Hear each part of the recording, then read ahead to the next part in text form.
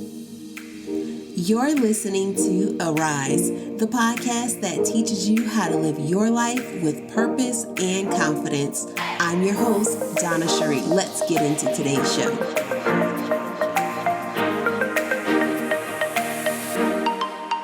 Arise.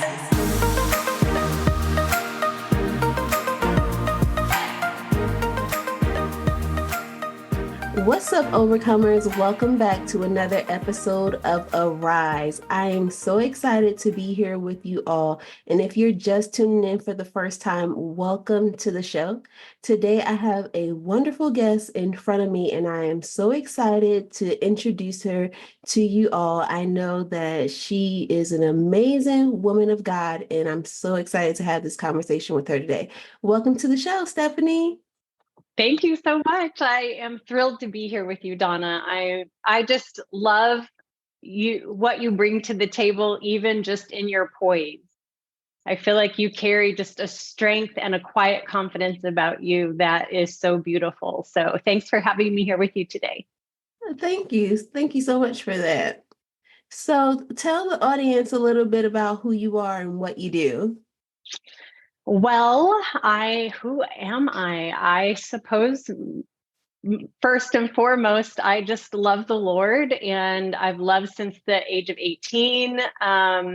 Just watching how he partners in my life and makes it so much more exciting and so much more wonderful than it would have been without him. So that's first and foremost. But I am an executive coach.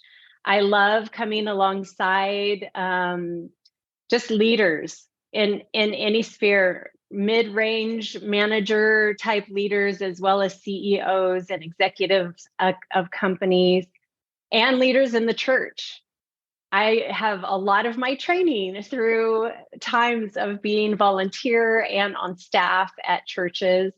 And so I really have an eye for looking at the organization, excuse me, and how the organization functions through the leadership of the people.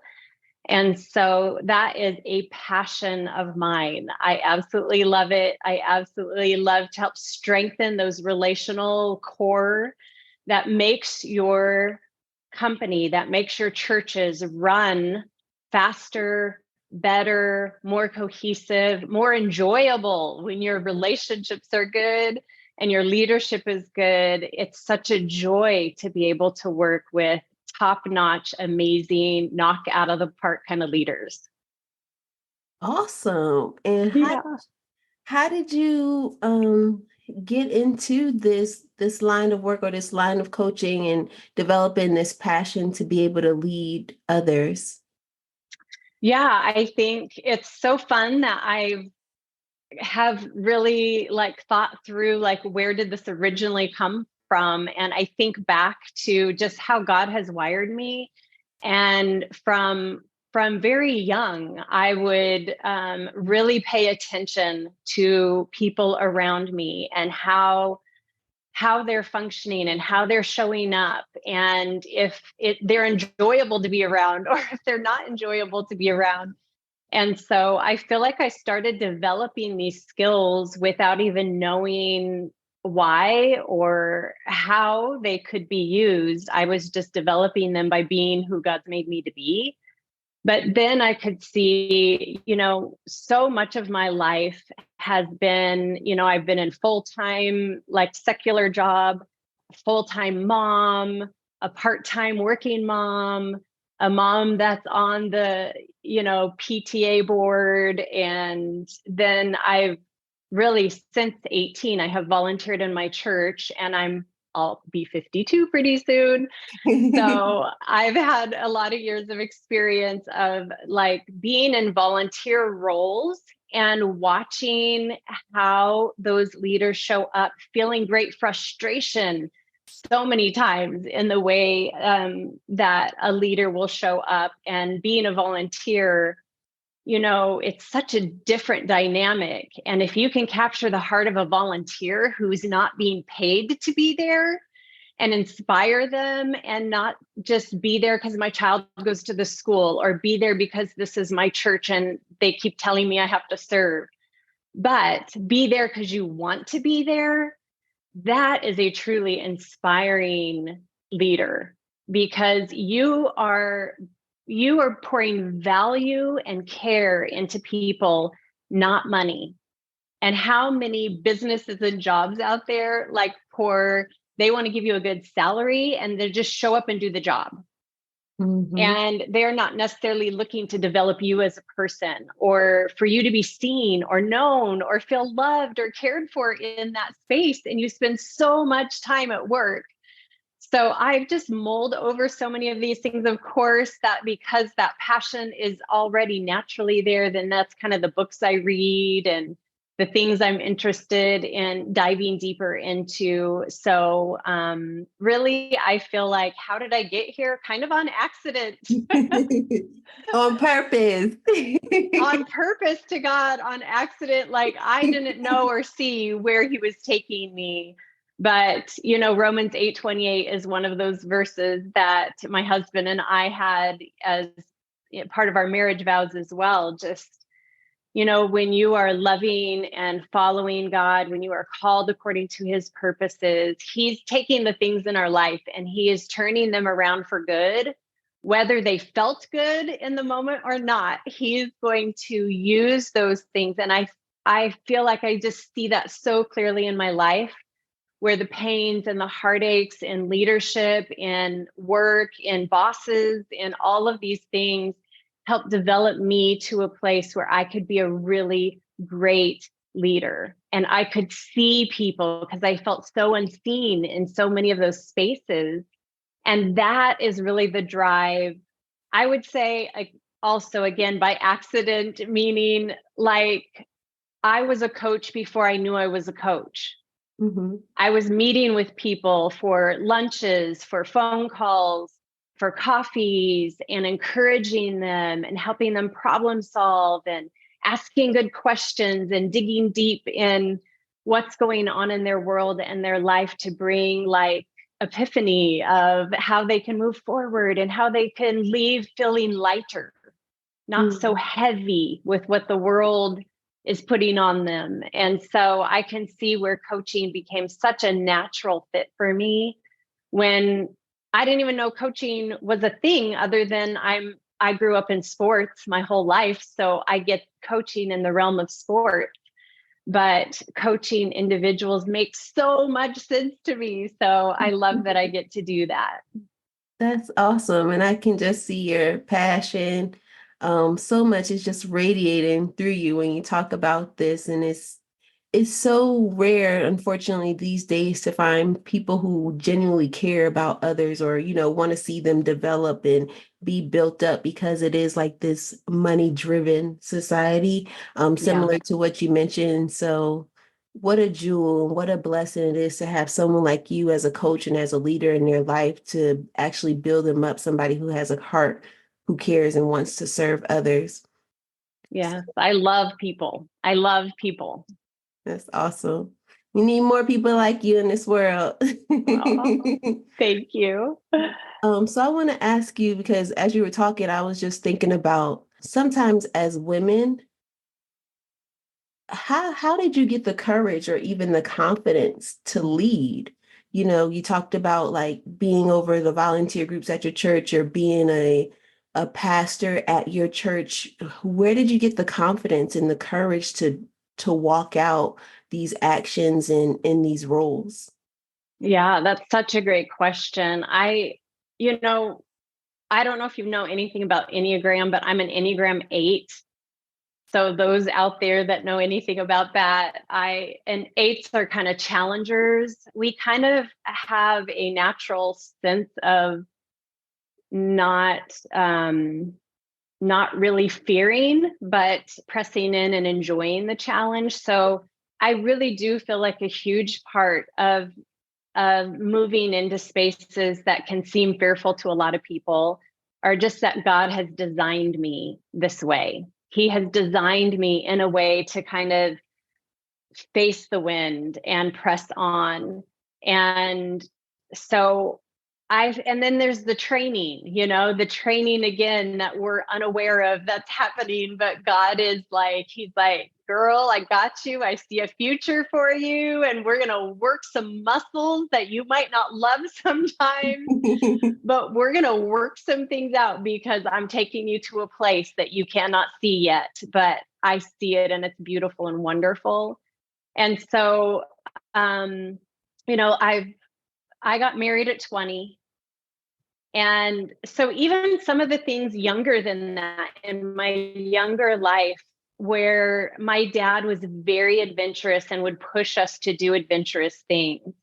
And so we were, I have stories of the fish hook in my leg or getting the leeches or ticks off of me from the camping that we did, I grew up in Nebraska and we stayed in the same home our whole lives. And my dad would make things an adventure. We had a 2-bedroom house with 4 kids and mom and dad. And so as the kids were coming one after another, my dad made our attic into a bedroom.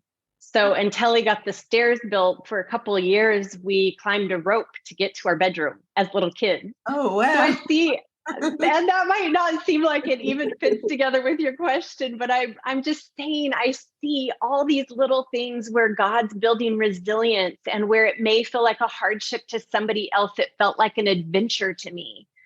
And so at 18, I give my life to the Lord. At 20, I get married and move to South Africa.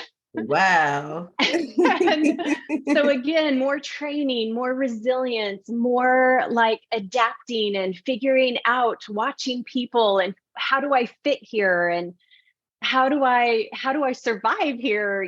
How do I connect with people that haven't known me their whole lives and they're just getting to know me fresh? And then, becoming a mom, that's always, another challenge that's in there. But if I kind of fast forward to some of the things that might seem really scary to other people, maybe moving to South Africa would be one of them. But I remember just God, I would be in circumstances and situations, and I'm super happy to not lead, but I would always end up leading eventually. And I think it's because I had a boldness and braveness to say things that other people wouldn't say. And others would see leadership in me and start pushing me in that direction. And I wasn't saying it to become a leader. I was just like, hey, could we do this a little more efficient? Could we do this a little, better? Like, as a volunteer, when I show up and then nobody's there to tell me, what are we doing? I feel like you're wasting my time. Like, I would be the person that would step up and say these things, where most people are like, just be quiet, don't say anything, just go along with it, and maybe be disgruntled a little bit inside of them, but not say it out loud. And I've always seen it as, this will help everybody grow to know how it feels on this side of things when you're leading something. And so, of course, some leaders don't love that, but others hadn't really embraced it or seen in me, wow, we could entrust this person with more. And so I just have seen that in my life over and over again, where I'm even at times, I even purposefully looked to hide in the background. And I just couldn't for very long. And it's not because I tried to be pushed to the front. How I'm showing up is I'm contributing. I'm showing up, and I'm not just being a wallflower. I am trying to lovingly communicate things that would help, that would build, that would strengthen. And because that's just a natural part of who I am, people would continually put me in these roles of leadership. And I've always been honored to be in those places. But then I also try to work really hard to care well for the people that I have the privilege to oversee. And that could be 5 people in a Bible study that I was leading, or it could be, one of probably the scarier things for me was when God called me in this mega church. And I remember even asking him, why do you want me here? They have so many people here. Like, surely the little church down the road needs help. And it doesn't seem like this huge church needs help, you know? Mm-hmm. But oh man, I was just amazed because showing up where God asked me to show up and just consistently being present, adding value. The next thing I know, I'm being asked to lead a volunteer team that led 200 women a week in with teaching and then breakout sessions. So like mini Bible studies after the teaching.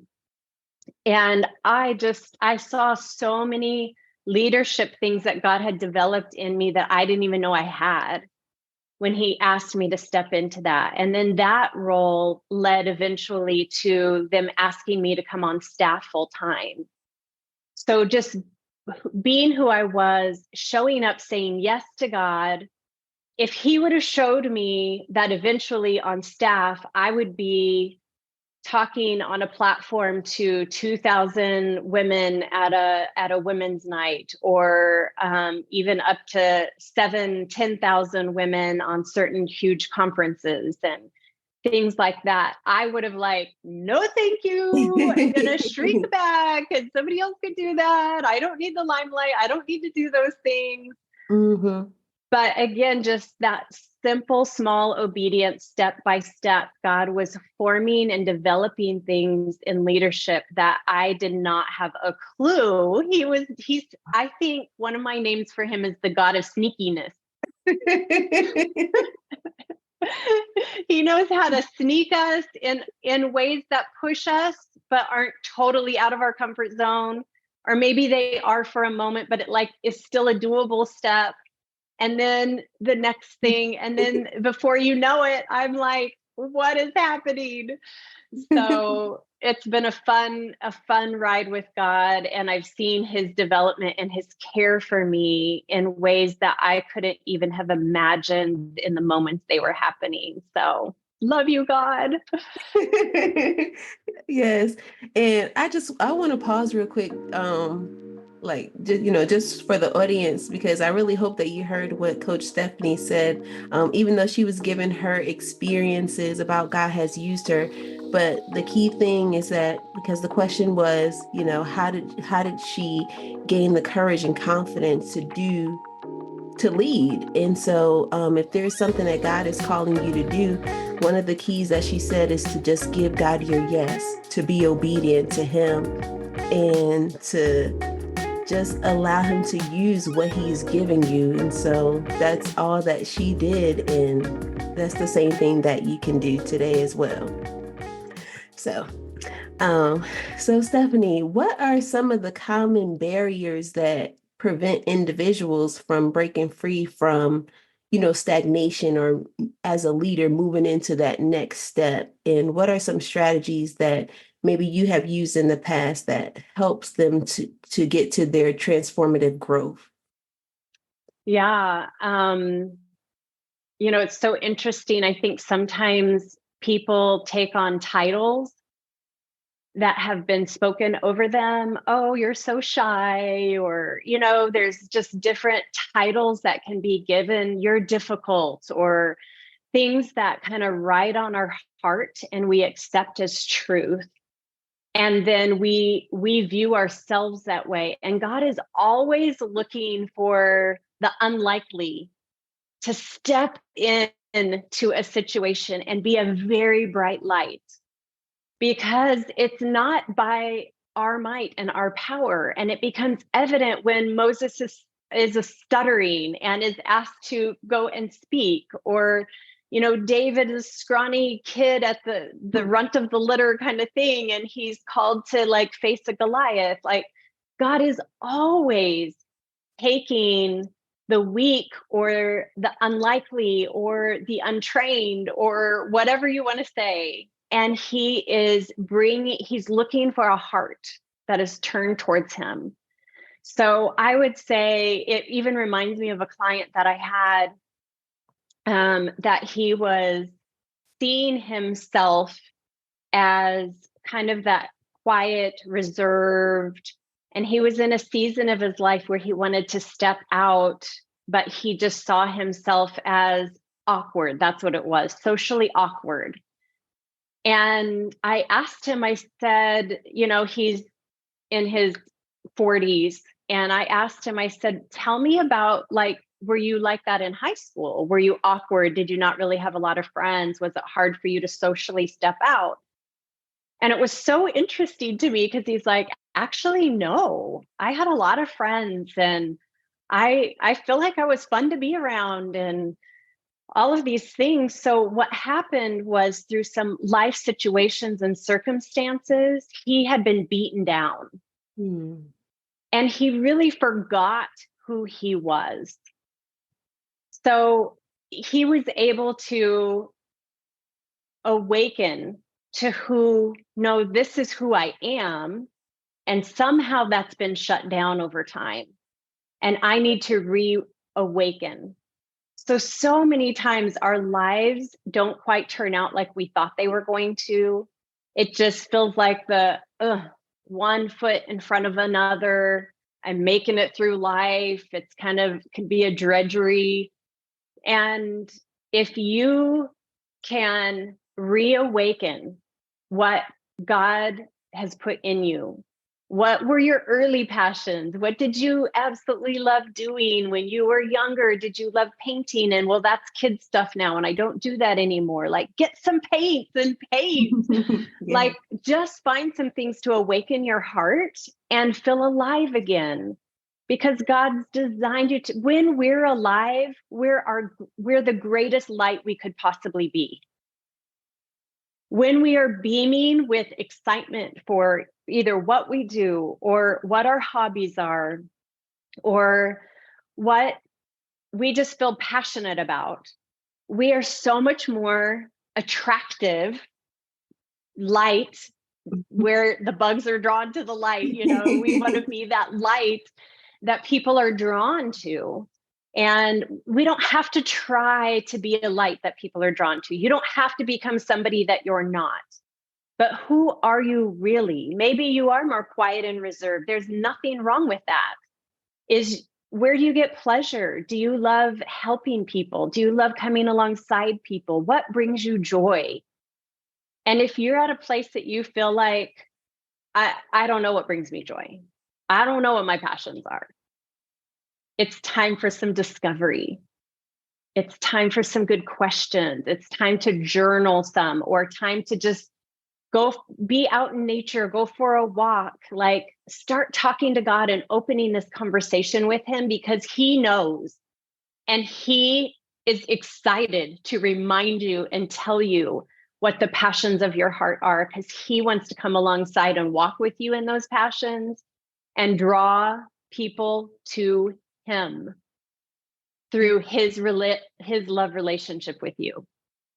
Amen. Amen.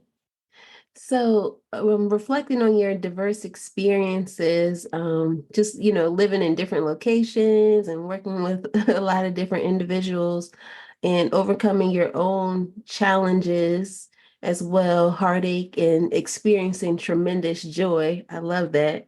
How do you inspire and empower others to embrace change and view it as an opportunity rather than as a source of fear and resistance? Yeah, I think, again, for different personalities, this can be really, really hard, because change means insecurity. Change means I don't know what's next. And I think I would encourage those who really struggle with change to really think of it as a springboard for joy. It's a springboard for joy to go into hard places. I even think I've taught this before about confrontation is a springboard for joy. And people are like, what? Yeah, I'm like, I do what? not like confrontation. Why it's a springboard for joy is, for one, we kind of make confrontation into a dirty word and everybody's like, "Ugh," which it's not. It doesn't mean I'm going to go beat somebody up which that could be a confrontation, but I'm just saying that's not the kind of confrontation we're talking about that brings joy. But when when you have something sitting on you, maybe it's between a friend that there's an issue and it weighs on you, it sits on you. You go to bed at night and you're thinking about it. It's hard to go to sleep. Like when you have those situations and you're willing to say, okay, how can I come to bring understanding where there's misunderstanding or where there's pain or where there's hurt? And you come to that place and my best friends are the ones that I've been able to have conflict with, and we've overcome the conflict. Now I feel more secure than I did before the conflict. Because before the conflict, I don't know if we have conflict, is she going to abandon me? Mm-hmm. If we have conflict, is she going to hate me or not forgive me because I'm human and I've made a mistake, and vice versa? So if we can come into hard things, I'm just using this as an example, but I want you to take it into anything that feels hard for you. So confrontation, I know, is a trigger that feels super hard for a lot of people. What if you changed the script and said, it is hard, but I want to learn to press into it because it will bring me greater joy on the other side. I won't go to bed not being able to sleep anymore. I will know where I stand with my friend. If they're a friend that truly cannot handle conflict, how long are they going to last anyway? Because, girlfriend, I am a human. I try my best. And I purpose to say I'm sorry when I screw up, when I hurt somebody else, even if I didn't mean to hurt them. I'm totally cool to say I am so sorry, but I'm still human and I need space to be a little messy sometimes and to be able to say, man, I want to show up different for you. I want to care for you different. I am so sorry. And you feel that repair come in, and then it's like a soothing balm to your heart. You just feel like, oh, a million tons have been lifted off my shoulders. And you sleep well, you feel at peace, you feel joyful. That is the same with anything that's going to stretch you and push you, that's going to bring change to you. It's the changes. Moving to South Africa was such a huge change for me, but it changed who I was for the better, because I had to learn to adapt. I had to learn a new culture. I had to learn how to not show up because they didn't understand my culture and how I was showing up, and how to show up. It's made me more adaptable. It's made me care for other people. It's made my eyes and my heart open to a whole different set of people that I knew nothing about before. So it's look for the joy in the hard things. And if you're willing to have conversation with God and let him show you how he's going to bless you. Remember that Romans 8:28, he works all things out for good. He's not setting you up to fail. He is setting you up for success, even in the painful, hard things. He's got your back. Amen. Amen. Yes, he does. That's so good. So good, Stephanie, because I'm one of those people. I mean, I've gotten better over the years, but confrontation, I saw that as a dirty word, and I'm like, I don't know if I want to deal with this. But like you said, I love that. A springboard for joy. So I'm going to remember that myself. Good. And I thought that was very, very powerful and good insight. So thank you for sharing that. And as you was talking to, I was just thinking about how a leader can use that as well if they have to deal with confrontation within a team, but just making sure that they really think about it, do it in a loving way that's going to build people up rather than tearing them down. Yes. And even seeing that those hard conversations And this is a huge flaw I've seen in leadership, is leadership that does not want to address issues. When you are a leader that will not address issues, your whole team starts not trusting you. If there's a messy person that keeps showing up, or they're not doing their work and pulling their weight, that hurts the whole team. And if you as a leader don't know how to lean in, and again, some leaders learn how to lean in a harsh, abrasive, unkind way, that also makes your team not trust you. They will not be giving you feedback if that's how you show up as a leader. So a lot of leaders have learned, like, I'm the boss, like, rah, rah, rah, I'm going to bark out all these things and you're going to do them because you're paid. So get it done. So that's one approach that's not effective.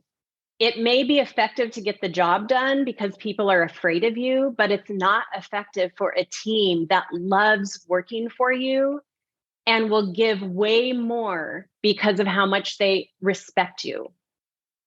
And so in that same way, if you show up as a leader who will deal with things, who will confront things, who will say the hard thing, but not in a way, anytime you say the hard thing, this is true for you as a mom with your kids too. If you say the hard thing to them, they need to know that this behavior is not acceptable.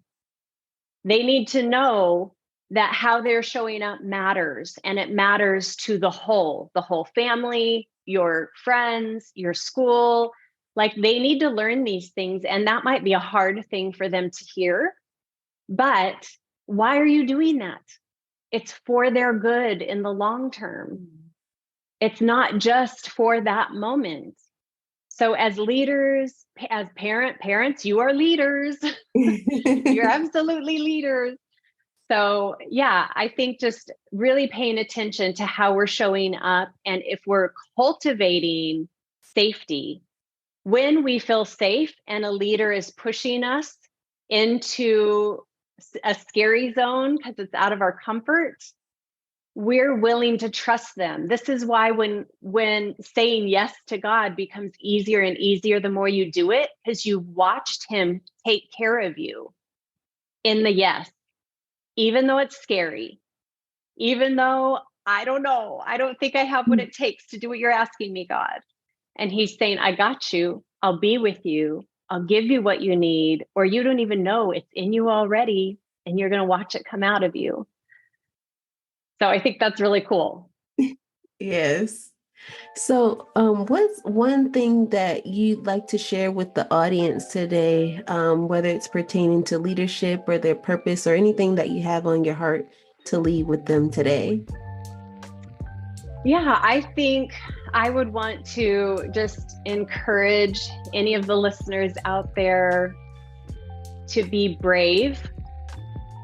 Brave doesn't mean the absence of fear, but to be brave in trusting where God is leading you, the passions and desires of your heart. I feel like God gives us those things. He gives us the passions and desires of our heart. So I would encourage you to be brave. Be brave in the thing that God is calling you to do, because it matters not only for your joy, not only for your livelihood. I don't care what you're doing, when you show up excellent, when you show up brave, people see leadership in you, and you could be the quietest person at your job.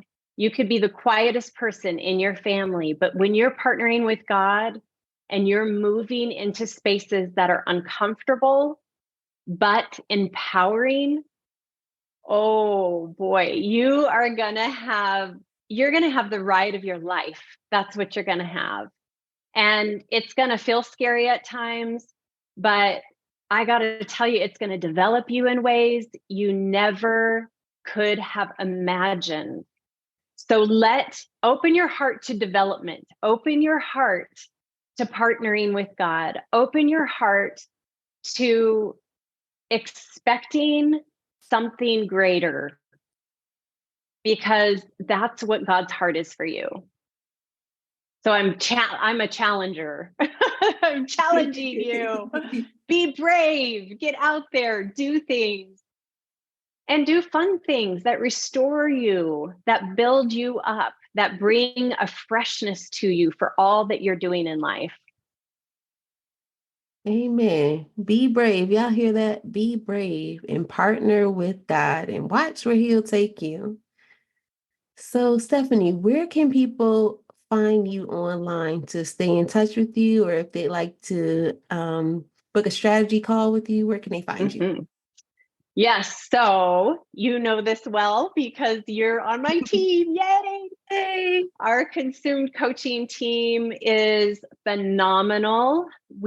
That's where you can go to consumecoaching.com, and you will see all of us coaches on there. That's a part of this team. We are unashamedly faith-based. We love the Lord, and each of us in our own right, in our own ways, are just powerhouses, like knowing the testimony of our lives that we've been able to share with each other along the way is so powerful. What God is doing and has done in our lives to bring us to a place of loving people through whatever they're going through in their life. And again, my focus is really executive coaching, leadership coaching, really helping the entrepreneur, the CEO, the manager. How can you show up and have teams of people that love working with you? How can you do that and do it effectively and powerfully, and how much more joy you would have? How many times I hear leaders say, the people,